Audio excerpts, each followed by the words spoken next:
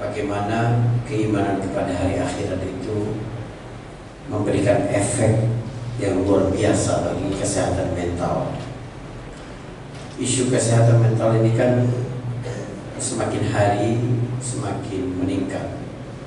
Sebab bagaimana manusia modern menjalani hidup mereka terlepas dari setelan pabriknya sebagai makhluk yang fitrah yang harus terhubung dengan nilai-nilai keimanan, termasuk keimanan kepada hari akhirat itu. Kita bayangkan saja Rasulullah SAW ketika pertama kali berdakwah di Mekah secara terang-terangan di Bukit Sofar itu, Nabi SAW membawa dua tema penting, yaitu iman kepada Allah dan iman kepada hari akhir. Jadi selain Nabi mengajak orang-orang Mekah untuk jangan menyembah apapun kecuali Allah SWT, Rasulullah juga mengingatkan mereka, wallahi la tamutunna kama tanamun wa la tub'atsunna kama tastayqidun wa la tuhasabunna bima ta'malun. Demi Allah, kata Nabi, kalian semua akan mati sebagaimana kalian tidur. Kalian semua akan dibangkitkan sebagaimana kalian bangun dari tidur. Kalian semua akan dihisab atas apa-apa yang kalian lakukan. Ternyata iman kepada hari akhirat itu punya manfaat yang luar biasa. Jadi iman kepada hari akhir itu bagian dari keimanan kepada hal-hal yang gaib. Teman-teman sekalian, betapa malangnya manusia di dunia ini kalau hanya percaya pada hal-hal yang dapat dijangkau oleh inderanya saja. Jadi ada orang yang nggak percaya dengan apapun kecuali bisa dilihat, sesuatu yang bisa dilihat, bisa didengar, bisa dirasakan. Padahal banyak sekali petunjuk-petunjuk dari ilmiah bahwa ada kehidupan yang berada di luar jangkauan indera manusia. Maka ketika kita masih kecil, kita itu sudah diakrabkan oleh orang tua kita dulu dengan perkara-perkara gaib, harusnya kita syukur banget. Kenapa? Sebab itu ternyata memberi efek luar biasa dalam hidup kita. Kita masih kecil dulu ketika dibangunkan oleh orang tua kita. Nah, bangun ya sholat subuh supaya kita bisa masuk surga bareng-barengan. Surga itu gaib, tidak bisa dijangkau oleh akal manusia. Belum pernah ada mata orang yang melihatnya, belum ada telinga yang pernah mendengarnya. Tapi kita disampaikan tentang surga. Jangan bohong, nanti dosa masuk neraka. Dosa itu gaib, tidak ada wujudnya. Neraka juga gaib, tidak ada wujudnya. Jadi kita kemudian terinstal di dalam diri kita itu bahwa memang ada perkara-perkara gaib yang tidak dapat dijangkau oleh panca indera manusia, oleh akal manusia. Tapi itu memberi efek yang luar biasa bagi diri kita. Misalnya, kita menjadi lebih tenang ketika kita melakukan satu kebaikan. Kita tidak kecewa setiap kali kita tidak mendapatkan apresiasi dari orang lain. Sebab dengan beriman kepada hari akhirat, kita yakin sekecil apapun perbuatan baik yang kita lakukan, kita akan lihat nanti di akhirat. Dan itulah prinsip agama. Jadi beragama ini dalam satu kalimat adalah tanggung jawab. Merasa bahwa segala sesuatu bakal dapat balasannya. Seorang Arab Badui, Arab Gurun datang ke Nabi SAW dan berkata, ya Rasulullah, izni wa aujiz. Ya Rasulullah, kasih dong aku nasihat, tapi yang singkat, sesimpel mungkin, sesingkat mungkin. Nabi tidak menjawab dengan apapun kecuali membacakan dua ayat. Faman ya'mal mithqala dzarratin khairan yarah wa man ya'mal mithqala dzarratin syarran yarah. Siapapun yang mengerjakan amalan baik walaupun sebesar zarah dia bakal lihat. Siapapun yang mengerjakan amalan buruk walaupun sebesar zarah dia akan lihat. Apa kata laki-laki dari Arab gunung ini? Dia berkata, laqad kufitu ya Rasulullah. Ini sudah cukup banget ya Rasulullah. Ketika orang ini berlalu menjauhi Nabi SAW, Nabi berkata kepada para sahabat, Faquhar rajul, orang ini ngerti agama. Sebab agama dalam satu kalimat yaitu segala sesuatu akan kita lihat hasilnya nanti di akhir. Itu pula yang membuat kita menjadi istiqamah. Orang kalau tidak percaya dengan hari akhirat, dia akan melakukan perbuatan-perbuatan yang menyimpang, perbuatan-perbuatan buruk ketika dia merasa aman dari hukum. Kenapa orang yang beriman kepada hari akhirat tetap menjaga kesetiaan kepada pasangannya walaupun jauh?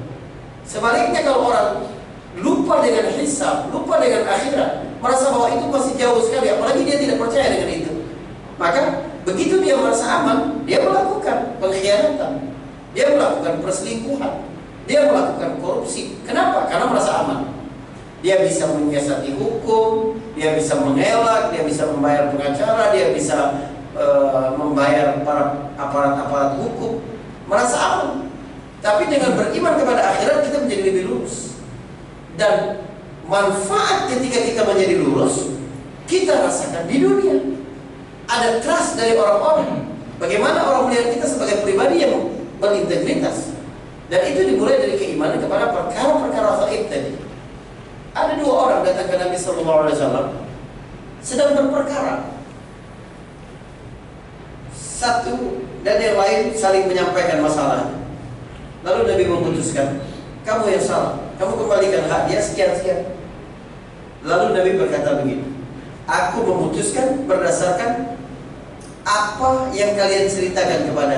Bisa jadi yang satu lebih pandai berbicara dari yang lain sehingga dia terlihat benar. Tapi nanti ada pengadilan Allah yang akan mengadili ini dengan sesungguhnya. Dua orang sahabat ini menangis, saling berpelukan dan memaafkan. Karena apa? Takut. Kita mungkin bisa mengelak dari pengadilan manusia, tapi dari pengadilan Allah SWT kita tidak bisa mengelak. Itu rangkaian, ya, logika sederhana bagaimana keimanan kepada hari akhirat itu membuat kita menjadi lebih tenang. Tapi ada macam-macam dimensi, ya, berbagai dimensi kita dapat melihat manfaat, efek keimanan kepada hari akhirat itu bagi manusia. Kita bertolak dari dua ayat terakhir dalam surat Al-Ghasyiyah, Bapak-bapak Ibu.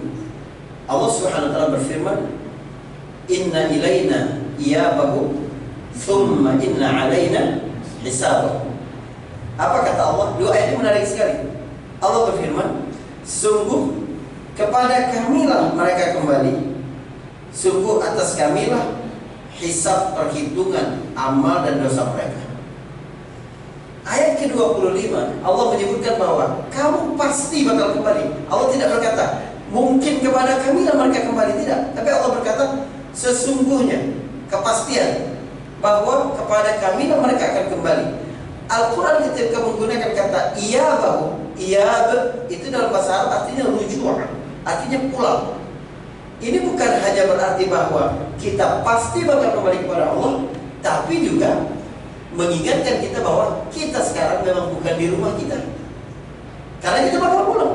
Allah menggunakan kata pulang, iyab atau rujuk, itu berarti kamu mesti menjalani kehidupan di dunia ini, ya. Jangan memiliki mindset bahwa ini adalah rumahmu. Kamu mencari ketenangan di rumah, nanti kamu akan pulang kepadaku. Saat itu, sekarang kamu sedang berada di luar. Kamu main sebentar, kamu bekerja sebentar, dan kamu akan pulang. Makanya Allah sebutkan wa inna daral akhirata lahiyal hayawan law kanu ya'lamun. Dan sungguh kehidupan akhirat itulah kehidupan yang sesungguhnya kalau mereka mengetahui. Saudara, hakikat tentang kehidupan dunia ini disampaikan oleh Al-Quran dalam berbagai ragam untuk memvisualkan kepada kita betapa tidak ada apa-apanya dunia ini. Misal, Allah menyebutkan wal akhiratu khairun wa abqa. Dan akhirat itu dibandingkan dengan dunia, dia lebih baik dan lebih kekal. Allah membandingkan dunia dan akhirat dengan dua sifat. Akhirat lebih baik dan akhirat lebih kekal. Rupanya manusia itu selalu menginginkan menginginkan sesuatu yang lebih dan selalu menginginkan sesuatu itu jangan sampai hilang dari dia. Dia pengen abadi. Yang membuat ayah manusia yaitu Nabi Adam alaihissalam dan Siti Hawa keluar dari surga adalah godaan setan akan ada keabadian di sini kalau mereka makan buah khuldi. Sehingga mereka ambil. Orang melakukan apa saja agar jabatannya tidak diambil, kedudukannya tidak berkurang dan lain sebagainya. Manusia suka keabadian. Allah sebut akhirat itu lebih baik dan lebih abadi. Jadi kalau kita dikasih dua pilihan, kamu pilih mana? Ini ada mobil, ya, Ferrari misalnya. Kamu boleh pinjam mobil ini 5 menit. Atau kamu bisa pilih, kamu dikasih sepeda, ya, tapi jadi hak milikmu selamanya. Kamu pilih yang mana? Kira-kira pilih yang mana, Pak? Pilih mana, Bapak? Sepeda. Tapi kan lebih mahal Ferrari. Tapi karena 5 menit, manusia suka yang abadi. Lebih baik sepeda dong. Walaupun tidak jauh lebih mahal Ferrari, tapi saya bisa punya hak milik saya selamanya. Tapi kalau ada orang yang menawarkan kepada kita, ini Ferrari, kamu jadi hak milikmu, atau kamu dikasih pinjam sepeda 1 menit, kamu pilih yang mana? Pasti pilih Ferrari. Tapi kalau ada orang pilih pinjam sepeda 1 menit dibandingkan hak milik selamanya Ferrari, dia pilih sepeda. Kita bilang orang ini apa? Bodoh atau gila? Tapi begitulah kita dengan dunia. Karena perumpamaan dunia dengan akhirat itu tidak ada apa-apanya. Selama apapun kita bisa hidup di dunia, kalau itu berujung kematian, maka tidak ada artinya dibandingkan dengan sesuatu yang tanpa batas. Sebab akhirat tanpa batas. Kita berada di dalam surga, di dalam neraka, semua itu nanti bakal abadi. Dua tempat itu dan tidak mati. La yamutu fiha wa la yahya, dalam neraka itu tidak mati dan tidak hidup. Untuk menggambarkan betapa menyakitkannya azab, dan itu tidak berhenti. Bayangkan ketika kita mau melakukan satu kenikmatan sesaat, tapi itu haram, bayarannya adalah suatu penderitaan yang tidak berujung. Takut sekali kita. Maka Allah berikan perumpamaan seperti itu. Atau yang kedua adalah bagaimana Allah SWT menyebutkan tentang dunia dalam firman-Nya, "Wa mal hayatud dunya illa mata'ul ghurur." Tidaklah kehidupan dunia itu kecuali kesenangan yang menipu. Apa arti ghurur? Ghurur itu tidak asli, fake. Ghurur itu begini. Seseorang beli sepatu misalnya, dia beli dengan harga yang original, ya. Lalu ketika dia bawa pulang ke rumah, ya, dia beli untuk istrinya puluhan juta satu tas, ya, atau ratusan juta, 100 juta tas untuk istrinya, bawa ke rumah dia. Begitu sampai ke rumah, istrinya bilang, "Ini KW Bang, bukan yang asli." Apa perasaannya? Itu ghurur, menilai sesuatu lebih berharga daripada seharusnya, atau bahkan sesuatu yang tidak ada harga sama sekali. Saya berikan contoh kedua. Saya diberi orang, misalnya, satu cek berisi 10 miliar rupiah. Apa yang saya lakukan dengan cek itu? Saya pelihara dengan baik, saya terima. Saya taruh di tempat yang aman. Saya takut jangan sampai terlipat, jangan sampai bonyok, jangan sampai basah, jangan sampai di rumah. Saya simpan dulu di dokumen keeper, ya. Saya pastikan tempatnya aman. Saya, begitu terus. Jangan sampai anak saya ambil itu lalu dicoret-coret lalu apa, 10 miliar. Hingga satu hari datang teman saya mengerti tentang surat berharga, tentang dia dunia keuangan itu. Saya bilang ke dia, "Saya mau tukar cek ini, bagusnya kemana?" Kata teman saya, "Coba saya lihat dulu, Ustaz, ceknya itu." Saya ambil, saya keluarkan hati-hati yang sambil saya tunjukkan kepada dia. Begitu dia lihat cek itu, dia bilang ke saya, "Ini cek palsu, Ustaz." Apa rasanya? Begitulah manusia nanti di akhirat. Ketika mereka mati-matian mengejar dunia dan mereka dapati dunia itu tidak ada apa-apanya. Maka Nabi SAW menyebutkan satu perumpamaan yang sangat kuat. "Lau kanatid dunya ta'dilu 'inda Allah janaha ba'udah, ma saqa kafiran minha syurbata ma." Kalau sekiranya dunia itu ada nilainya di sisi Allah seperti sebelah sayap nyamuk saja, Allah nggak mungkin kasih minum orang kafir di dunia, walaupun seteguk air. Subhanallah. Allah mengumpamakan semua dunia, artinya seluruh aset orang-orang kaya ini dikumpulkan dibandingkan dengan 11 sayap nyamuk, tidak ada artinya sama Allah. Karena itu jangan mengukur kasih sayang Allah itu pada hal-hal yang sifatnya duniawi, pada hal-hal yang nikmat yang Allah berikan juga kepada orang-orang kafir. Jangan kita merasa oh kita lebih disayang sama Allah karena penghasilan kita lebih bagus, aset kita lebih banyak daripada keluarga yang lain. Jangan. Sebab Allah memberikan harta kepada orang beriman, tapi Allah juga memberi harta kepada orang kafir. Berarti harta bukan standar Allah sayang atau tidak.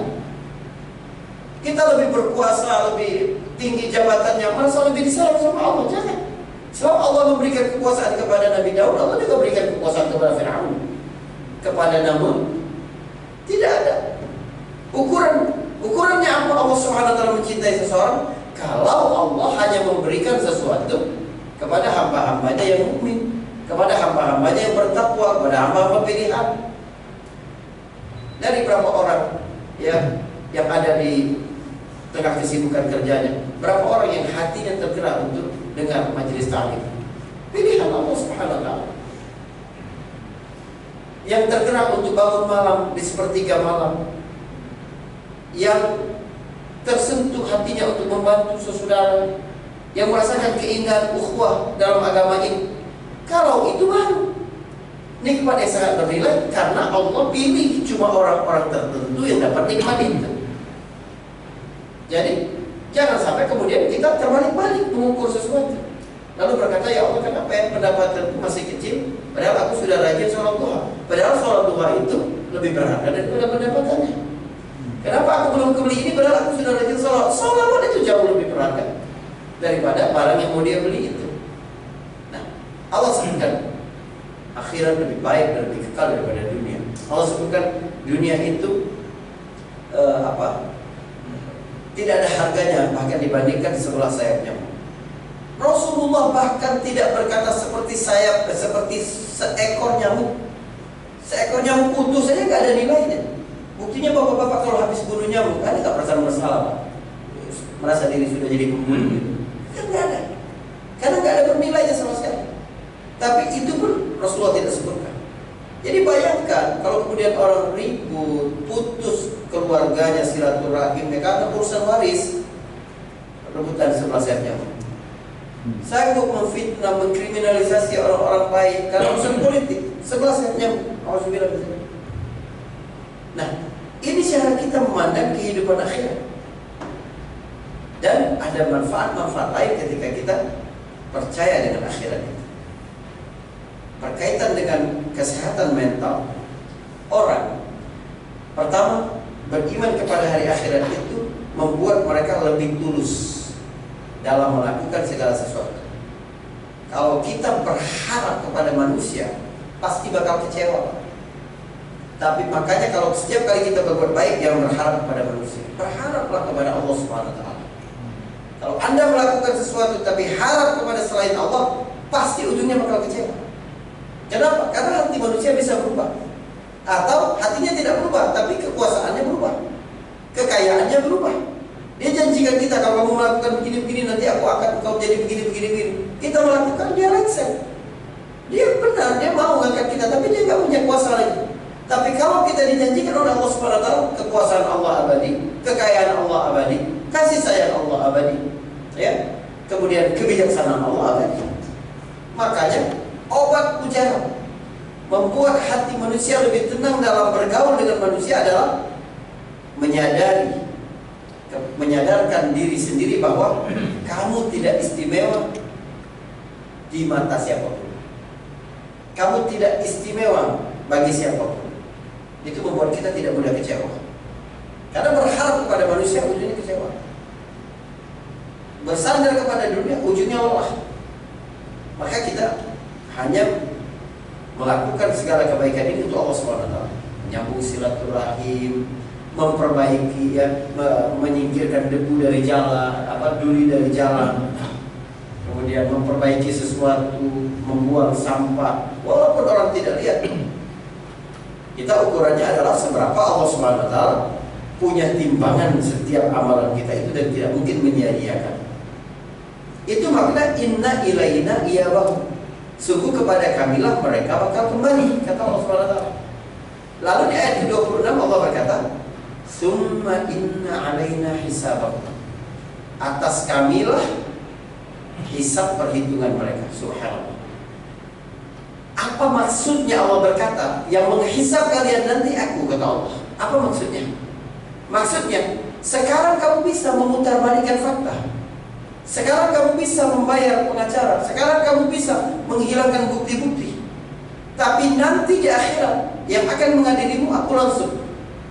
Jadi kalau kamu tidak takut dengan pengadilan dunia, pastinya kamu takut. Kamu pasti bakal berada di depan pengadilan Allah Subhanahu wa taala. Membuat kita menjadi lebih hati-hati. Kita tidak ingin menzalimi manusia, makan harta manusia sedikit apapun. Karena kita yakin yang akan menghisab kita nanti adalah Allah. Di lain sisi, saudara, ini juga menarik. Ketika kita menyadari bahwa yang menghisab kita adalah Allah Subhanahu wa taala, kita juga jadi terhibur. Sebab apa? Sebab Allah tidak mungkin menyia-nyiakan amal kita sekecil apapun.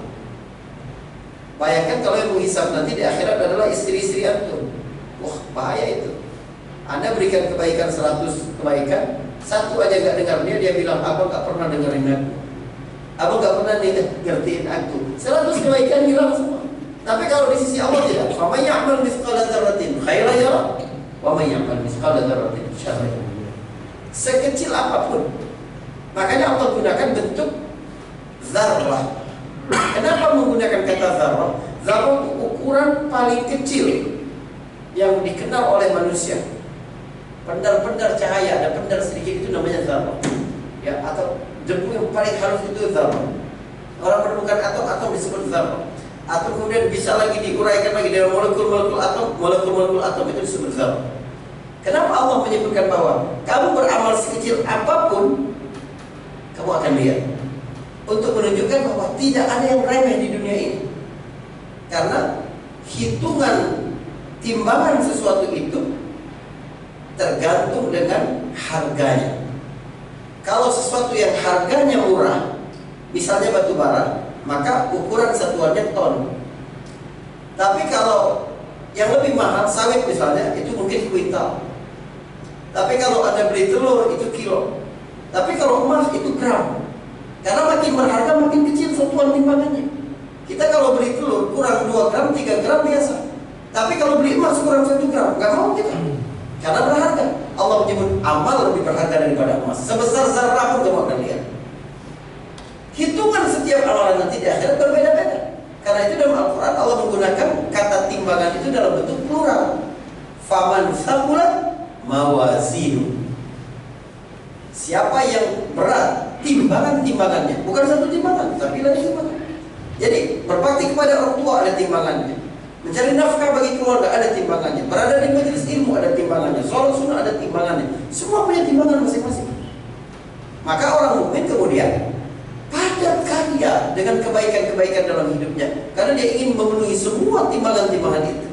Kalau dia melakukan itu, saya yakin dia tidak hanya menemukan surga nanti di akhirat, tapi dia pasti bakal sukses di dunia. Ketika seorang dapat menorehkan kesuksesan, tapi dia tetap menyandarkan pahalanya, harapan keridhaannya kepada Allah Subhanahu wa taala dan akhirat, jiwanya tenang sekali. Itu membuat manusia tenang. Kemudian kita juga dapat melihat dari sisi yang lain. Dengan percaya kepada akhirat itu, seseorang akan bersabar dengan ujian-ujian yang dia dapatkan dalam hidup. Kenapa? Pertama, bahwa seberat apapun ujian itu akan berakhir dengan kematian. Gak ada yang abadi. Pasti bakal berakhir ujian kita. Seberat apapun ujian kita di dunia ini pasti berakhir, setidaknya dengan kematian. Jadi ketika kita merasa sangat malam, merasa sangat sempit hidup kita, ada hiburan dalam diri kita. Untung gak selamanya. Bayangkan kalau kita selamanya hidup di dunia, tapi dengan percaya kepada akhirat, kita menjadi lebih terhibur bahwa ujian ini tidak selamanya. Yang kedua adalah setiap ujian yang Allah berikan itu ternyata punya dampak bagi nasib kita di akhirat nanti.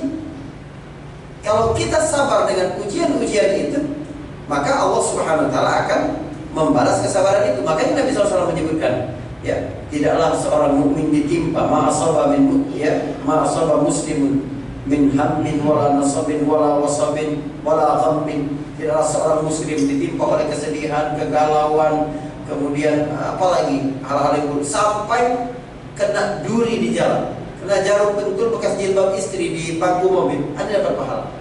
Diampuni dosa Anda nanti oleh Allah Subhanahu wa taala.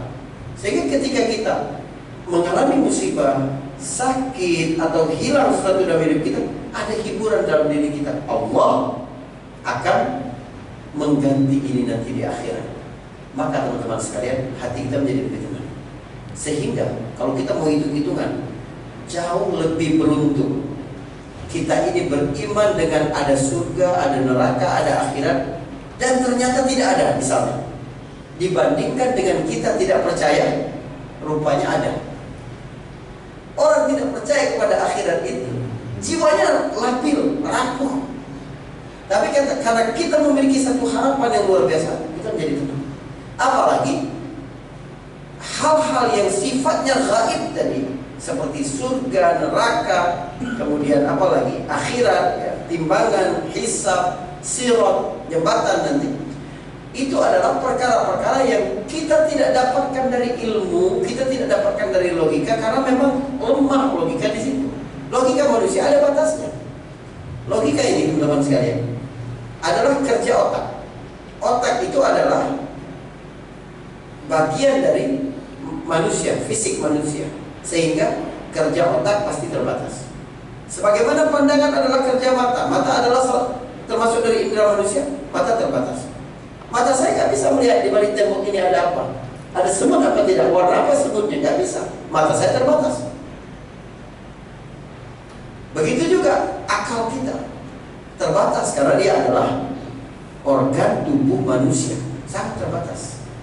Maka kita butuh kanal berikutnya untuk memberitahu hal-hal yang tidak bisa dijangkau oleh akal. Nah, itulah wahyu. Jadi ketika dapat dibuktikan kebenaran wahyu, misalnya bagaimana kemukjizatan Al-Quran sampai hari ini tidak ada yang bisa menandinginya, bagaimana dia tetap terpelihara, selalu disingkapkan oleh Allah Subhanahu wa taala temuan-temuan ilmiah yang sebelumnya sudah disebutkan di dalam Al-Quran. Manusia dulu tidak pernah ngeh tentang hal itu. Dan ini datang dari sisi Nabi SAW yang sudah terbukti jujur. Orang jujur tidak mungkin berbohong. Artinya secara logika, kabar ini akurat. Maka apapun kabar yang di dalamnya, kita percaya.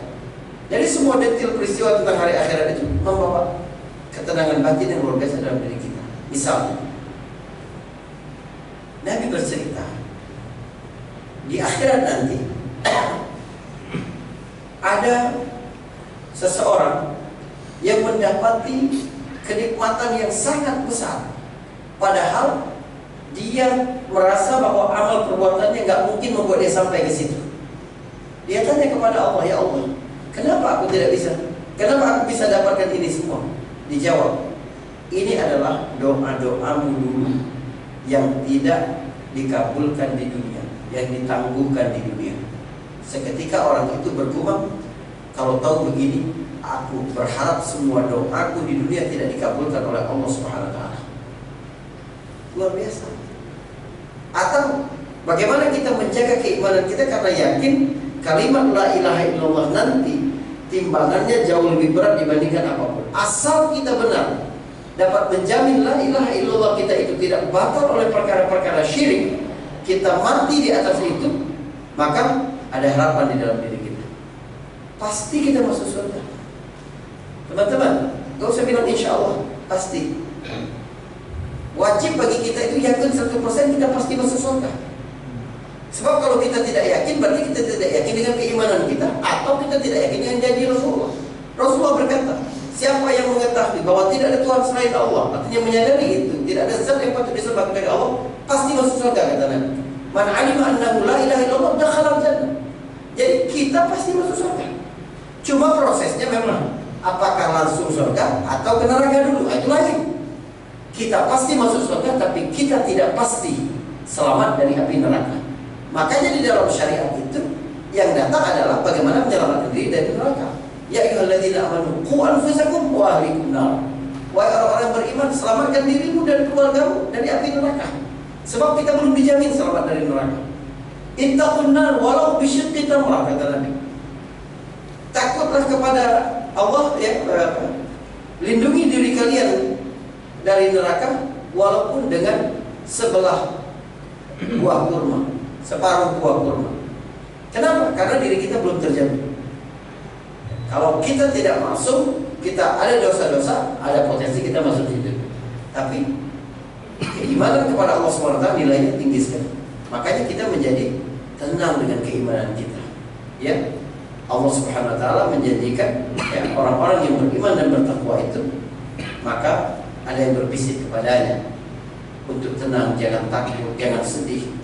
Ya, Inna alladzina qalu rabbuna Allah tsumma istaqamu tatanazzalu 'alaihimul malaikatu alla takhafu wa la tahzanu wa abshiru bil jannati allati kuntum tu'adun. Bahwa akan dapat balasan di surga nanti. Jadi, saudara, ini beberapa hal pokok, ya, terkait dengan keimanan kepada akhirat, bermanfaat untuk kesehatan mental kita. Sebagai pelengkap, saya ingin sampaikan manfaat apa saja yang juga kita dapatkan dari beriman kepada hari akhir itu. Yang pertama, kita lebih ikhlas dalam urusan niat. Sebab amal kita ini hanya bernilai kalau diniatkan untuk akhirat. Jangan sampai kita melakukan sesuatu hanya untuk keuntungan-keuntungan dunia. Tapi niatkan bagaimana ini membawa efek kita nanti di akhirat.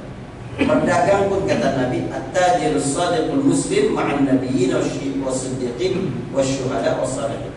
Pedagang yang jujur, yang muslim akan bersama Nabi, syuhada, para siddiqin, syuhada, dan orang-orang saleh nanti di akhirat. Aktivitas berdagang menentukan nasib di akhirat. Bukan cuma masuk surga, tapi selevel surganya dengan Rasul Sallallahu Alaihi Wasallam. Jadi dengan beriman kepada hari kiamat, kita menjadi lebih jernih niat kita, lebih tulus niat kita. Dan ingat, kalau punya keinginan semakin bercabang, semakin manusia tidak bisa tenang. Tapi kalau tujuan kita satu, insya Allah menjadi lebih tenang. Manfaat kedua adalah meningkatkan kualitas ibadah. Kita kalau percaya dengan akhirat, merasa bahwa jangan-jangan ini adalah Ramadan terakhir kita, jangan-jangan ini adalah sholat terakhir kita, pasti sholat menjadi lebih khusyuk, amal lebih ikhlas, hati lebih lembut. Karena kita merasa bahwa jangan-jangan tidak ada lagi kesempatan untuk berbuat baik di dunia ini. Manfaat ketiga adalah kita menjadi lebih tenang ketika mendapat musibah, ya. Karena kita sadar kita semua akan kembali kepada Allah Subhanahu wa taala. Alladzina idza asabatuhum musibah qalu inna lillahi wa inna ilaihi raji'un. Ingat, akhirat itu membuat musibah menjadi ringan sebab hati kita tahu semua ini akan berakhir. Dan Allah menyiapkan ganti bagi orang-orang yang sabar. Manfaat keempat dari beriman kepada akhirat adalah mensucikan hati kita dari kesenangan palsu, ya. Kata Nabi SAW, "Lau ta'lamuna ma a'lam, la dhahaktum qalilan wa la bakaitum katsiran." Kalau kamu tahu apa yang aku ketahui, kata Nabi, maka kamu akan sedikit tertawa dan sedikit banyak menangis dan sedikit tertawa. Jadi dunia ini membuat kita tertawa, tapi akhirat mengajarkan kita menangis, ya. Satu keseimbangan yang luar biasa dalam hidup ini. Kemudian manfaat yang kelima adalah mendorong kita untuk segera bertaubat, karena kita tidak tahu umur kapan diambil oleh Allah Subhanahu wa taala. Teman-teman, banyak sekali orang yang menunda taubat, merasa bahwa ini terakhir, aku tidak mau melakukan lagi. Ternyata justru nyawanya diambil ketika dia melakukan itu. Bagaimana Allah mewafatkan seseorang tergantung dengan kebiasaan yang dia lakukan. Maka penting bagi kita untuk menghindar segala keburukan, kemaksiatan, hal-hal yang memalukan, aib, sebelum Allah Subhanahu wa taala mengambil nyawa kita dan tidak ada kesempatan untuk bertobat. Percaya kepada akhirat membuat manusia teguh di atas kebaikan-kebaikan itu. Ya, saudara, sebagai akhir saya ingin sampaikan hadis Nabi SAW tentang seseorang didatangkan di akhirat nanti, orang yang paling menderita di dunia. Jadi kalau Anda merasa Anda adalah orang yang paling malang, berarti hadis ini untuk Anda. Didatangkan nanti di akhirat orang yang paling sengsara, lalu dicelupkan dengan satu celupan surga, kata Nabi. Lalu dia ditanya, "Fulan, kamu pernah nggak sepanjang hidupmu merasa menderita?" Dia berkata, "Tidak ada ya Allah, aku tidak pernah merasa menderita, hidupku senang terus." Hanya satu celupan surga membuat dia lupa dengan segala kesusahan di masa lalu. Sama seperti orang yang naik gunung, yang merasa letih, yang merasa capek, pengorbanan, tapi begitu dia lihat di atas pemandangan, dapat bertemu dengan sunrise dan seterusnya, rasanya terbayar semua. Atau kita capek ketika kita kerja di kantor, pulang ke rumah disambut dengan ya tawa dan canda anak-anak, rasanya walaupun cuma beberapa menit. Rasulullah sampaikan, seseorang yang paling menderita di dunia dicelupkan dengan satu celupan surga. Hati dunia ini nggak ada. Udah sabarlah teman-teman. Anda bukan orang yang paling malang ini, insya Allah. Dan didatangkan orang yang paling senang, paling mewah hidupnya di dunia, lalu dicelupkan dengan satu celupan neraka. Lalu dia ditanya, pernah nggak kamu merasa senang dalam hidup? Dia berkata, demi Allah tidak pernah ya Allah. Hamba tidak pernah merasakan kesenangan walaupun sedikit. Padahal selama hidup di dunia dia merasakan dengan seluruh kesenangan itu. Insya Allah ini menjadi penguat bagi kita semua ya, betapa bersemangat kita percaya kepada hal-hal yang gaib itu adalah anugerah yang sangat bernilai di sisi Allah Subhanahu wa taala. Punya orientasi akhirat itu menenangkan kita serta mensyukuri bahwa insya Allah kita termasuk hamba-hamba Allah yang masuk surga karena ada keimanan di dalam diri kita berdasarkan janji Nabi SAW. Mungkin ini yang bisa saya sampaikan ya. Barakallahu fikum. Ada pertanyaan? Silakan. Baik, Bapak Ibu, setelah kita menyimak kajian hari ini tentang kesehatan mental dalam iman pada hari akhirat, dan sangat menarik sekali kajian hari ini. Untuk itu pada Bapak Ibu yang mau menambahkan atau bertanya, kami persilakan.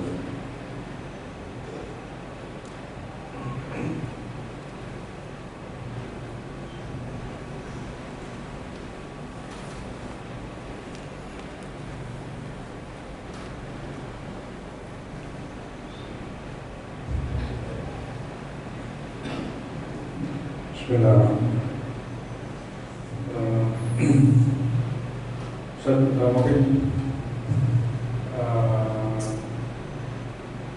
ya sesuatu yang mudah dipahami ya. Yang namanya beriman kepada akhirat itu apa namanya? Ya kunci sukses kita di dunia. Tapi problemnya di dunia ini kan tarik-menarik. Bagaimana keimanan kita kepada akhirat itu ya namanya bisa mengalahkan tarikan-tarikan dunia, tarikan-tarikan nafsu, tarikan-tarikan setan, bahkan mungkin intimidasi. Dan mohon maaf maksudnya tidak sedikit orang yang alim di bidang ini. Alim betul terkait apa? Beriman di akhirat, tetapi masuk ke dalam pusaran kekuasaan yang dia apa namanya ya inilah ya tergelincir misalnya. Dan itu juga apa namanya ya intinya sekali ya mungkin fenomena kita sekarang ya. Mungkin kasus yang sederhana saja di ruang-ruang kerja kita, juga rasa-rasanya sayang kalau nggak diambil dengan problem. Amplop dari perusahaan misalnya kita inspeksi atau apa, uang sayang kalau nggak diambil. Padahal sebetulnya kantor itu di depan KPK. Menurut KPK memang definisinya harus menerima amplop dari perusahaan. Tapi kita mungkin dapat dikatakan ya kurang jelas peraturannya. Yang paling yang bisa menjaga ya paling kalau ada pengetahuan sedikit dari Islam tentang hulul, tentang apa. Ya artinya mungkin apa yang perlu kita pahami sehingga kita menapa hidup ini dengan Islam bisa istiqomah sesuai dengan materi apa sangat concern kepada perhitungan hari akhirat. Ini sekarang. Baik, bagus sekali Pak. Jadi manusia tergelincir kepada hal-hal yang haram itu diantaranya karena lemahnya keimanan tentang konsep rezeki juga Pak. Kalau kita percaya bahwa rezeki kita itu semua sudah ditentukan oleh Allah jauh hari sebelum kita lahir, dan kita nggak mungkin meninggal dunia sampai rezeki yang sudah ditakar itu sempurna.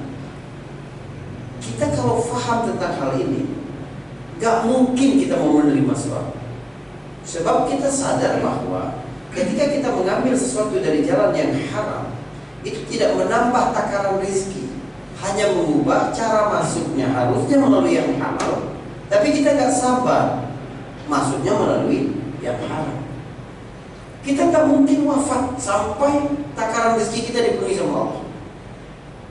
Lau haraba ibnu Adam min rizqihi kama yahrabu minal maut, la adrakahu rizquhu kama yudrikuhul maut. Jika seorang anak manusia lari dari rezeki seperti dia lari dari kematian, maka rezeki akan tetap menemuinya sebagaimana kematian menemukannya. Gak mungkin kita bisa lari. Ada orang divonis dokter umurnya tinggal 3 hari 4 hari, rupanya berbulan-bulan terbaring di rumah sakit, ya, sebulan lebih berada di ICU, pingsan, ya, nggak bisa ngapa-ngapain. Udah sebulan dia terbangun, merasa haus, minta air. Keluarga yang jaga sangat gembira. Dia sadar, lalu dikasihkan air, dikasihkan 2 sendok air. Begitu selesai, lemah lagi dan meninggal dunia. Allah menahan umurnya karena masih ada rezeki yang ditahan, masih ada 2 sendok ini. Kita paham tentang konsep rezeki ini membuat kita juga tidak pelit. Karena ketika kita memberi tidak memperkecil takaran rezeki kita. Pasti kita berusaha hanya menjalankan syariat. Urusan berapa rezeki, kapan diberikan, urusan Allah. Gak ada patokannya sama sekali. Patokannya apa rezeki ini? Jam kerja. Kalau jam kerja patokannya, warung-warung Madura itu orang paling kaya di Indonesia, 24 jam. Kalau patokannya adalah kekuatan fisik, guru-guru di pelabuhan paling kaya. Kepintaran, dosen-dosen, ya, para guru-guru. Tapi mindset orang Indonesia saja guru itu harus miskin. Coba ya. Kalau guru, ustaz kaya itu aib. Kenapa begitu? Sehingga kalau sebut infak seikhlasnya berarti infak seteganya. Itu arti ikhlas di pikiran kita. Kalau dalam urusan kajian, dalam urusan dakwah, dalam urusan apa? Kenapa? Ketika kita baca ayat, ketika kita baca hadis, innallaha la yanzuru ila suwarikum wala ila amwalikum walakin yanzuru ila qulubikum. Allah tidak melihat kepada rupa, Allah tidak melihat kepada harta, tapi Allah melihat hati kalian. Itu bukan berarti kamu gak usah punya harta, jangan. Justru artinya bisa sebaliknya. Jangan takut punya harta banyak. Allah melihat hatimu, walaupun hartamu banyak, hatimu penuh kesyukuran, penuh rasa cukup dan berinfak, bersih hatimu dari rasa serakah, dari sifat tamak. Allah melihat hatimu. Bisa jadi seseorang memiliki harta paling banyak, di saat yang sama dia orang yang paling bertakwa. Allah nggak lihat harta, bisa jadi orang nggak punya harta, tapi hatinya penuh kedengkian, ya, penuh keluhan, prasangka buruk kepada Allah, buruk dia. Jadi keimanan, konsep-konsep dasar tentang kehidupan, termasuk tentang pahala, tentang, ya, dosa, tentang rizki, tentang bagaimana menjalani hukum sebab akibat dalam kehidupan, itu membantu kita banget untuk lurus, untuk istiqamah. Apa yang kita bisa lakukan? Pertama, upgrade ilmu kita, karena ilmu kita nggak nyampe ke situ. Ya, padahal Allah sudah buktikan di masa lalu kita begitu. Kita dulu nggak punya apa-apa, nggak memiliki keahlian apa-apa, belum kursus apapun, belum pegang ijazah apapun. Kita bisa tumbuh besar. Allah berikan rezeki, gitu. Allah berikan pakaian, Allah berikan makan, Allah berikan sampai kita bisa sekolah. Karena Allah semua kebaikan Allah Subhanahu wa taala. Ilmu. Yang kedua adalah doa. Banyak sekali orang, ya, kemudian lemah imannya, melihat sesuatu di depan mata yang kesempatan sayang juga ingin jadi, ya, hati manusia. Ya, makanya yang membuat orang lurus itu Pertama kesadaran hati, yang kedua sistem yang kuat. Kalau sistem sangat kuat, ya sistem pengawasan, hukuman yang berat, orang nggak berani juga, Pak. Karena kalau hanya mengandalkan kesadaran hati, pada saat terjepit ada kesempatan dia ambil, gitu.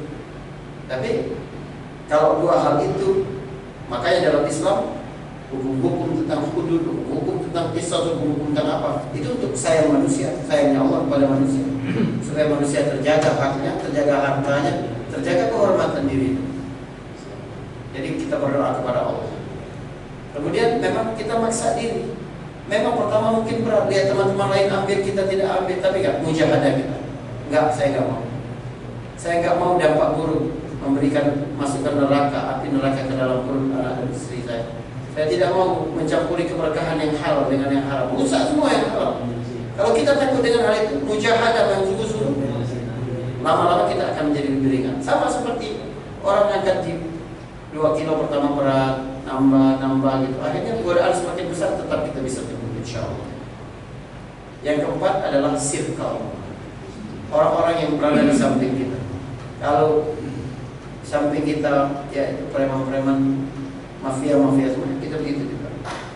Jadi penting bagi kita untuk memilih teman, ilmu, doa, mujahadah, dan persahabatan teman. Allah alam bisawab. Bagus sekali. Baik, ada yang lain yang bertanya atau menambahkan?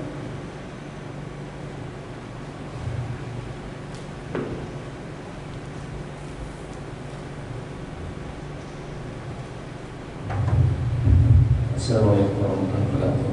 Waalaikumsalam. Ini tentang kesiapan orang untuk menghadapi negeri akhirat ini. Gimana Ustaz kalau akhir-akhir ini kita punya perasaan khawatir dalam diri ketika kita akan menghadapi kematian? Dimana dari perasaan diri, amal yang sedikit, banyak dosa. Ini kita sudah melakukan banyak perubahan dengan beristighfar, melakukan kebaikan, tapi perasaan itu selalu hadir. Iya. Khawatir bertemu Allah di sana seperti apa? Kira-kira kenapa? Bagus sekali. Masih. Ya, bagus sekali. Insya Allah itu bagian dari tanda keimanan kita sedang meningkat. Jadi keimanan itu punya dua sayap, rasa takut dan rasa harap. Tapi bagaimana seorang manusia harus menjaga kedua hal itu secara berimbang. Karena jika tidak imbang, akibatnya buruk. Kalau kita terlalu dominan rasa harap, maka kita jadi manja, meremehkan dosa. Tapi kalau yang dominan adalah rasa takut, kita jadi putus asa. Kita jadi tidak produktif. Kita jadi merasa, udah Allah mungkin udah banyak sekali dosa. Jadi pada saat rasa takut yang mendominasi, bacalah hadis-hadis yang menumbuhkan harapan. Nyalakan mesin harap tadi. Tapi pada saat kita terlalu dominan rasa harap, nyalakan mesin takut, ya, supaya kita tidak putus asa. Di akhirat nanti Pak, satu hadis panjang disebut dengan hadis kartu, hadisul bitaqah. Di hari kiamat nanti ada seseorang dihisab oleh Allah Subhanahu wa taala, dibentangkan suhuf sejauh mata memandang, isinya dosa semua. Allah sampaikan kepada orang, dibacakan dosa-dosanya itu, lalu disampaikan, ditanya kepadanya, ada tidak pembelaanmu atas hal ini? Dia berkata, tidak ada ya Allah, karena hamba memang melakukan itu. Adakah sesuatu yang bisa membelamu? Dia bilang, tidak ada ya Allah. Setelah dosa begitu banyak, kata Allah, kami tidak akan menzalimi. Kamu punya sesuatu. Lalu didatangkan kepadanya satu kartu. Isi kartu itu asyhadu an la ilaha illallah wa anna muhammadar rasulullah. Tauhid. La ilaha illallah isinya. Hamba itu berkata, apa yang bisa dilakukan oleh satu kartu dibandingkan dengan lembaran catatan dosa sempat jauh mata memandang tadi. Kata Allah, kamu tidak bakal dizalimi. Lalu diletakkanlah seluruh dosa-dosa dari catatan dosanya di satu sisi timbangan. Lalu diletakkanlah kartu la ilaha illallah tadi di satu sisi yang lain. Tiba-tiba sisi yang berisi la ilaha illallah itu lebih berat daripada semua dosanya dan dia dimasukkan ke dalam surga. Jadi asal tidak berkaitan dengan manusia, hak manusia, kita dengan Allah Subhanahu Wa Taala, insyaallah Allah mengampuni itu. La taqnatu min rahmatillah, innallaha yaghfiru dzunuba jami'an. Jangan berputus asa dari rahmat Allah, karena Allah mengampuni semua dosa-dosa, insyaallah. Ya, insyaallah. Tapi kalau kita meremehkan, dosa meremehkan itu besar. Hati-hati. Wallahu a'lam bishawab. Mungkin itu ya semuanya yang bisa kami sampaikan. Barakallahu fikum. Assalamualaikum warahmatullahi wabarakatuh. Waalaikumsalam warahmatullahi wabarakatuh. Semoga menginspirasi iman kita semua, dan insya Allah Senin depan kita akan berjumpa dengan Ustaz Afrianto. Terima kasih. Assalamualaikum warahmatullahi wabarakatuh.